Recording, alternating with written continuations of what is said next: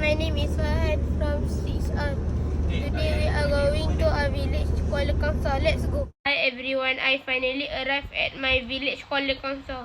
Let's see what I did at the second day of Raya.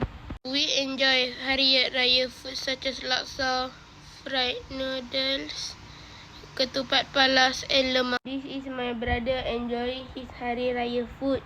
And this is my uncle and auntie enjoying their food while we gather together. At my village, we also have a jackfruit tree. So this is a jackfruit.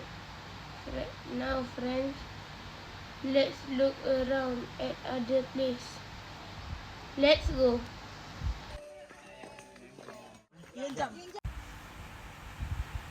Down here we have a pond. And this is my auntie taking a picture.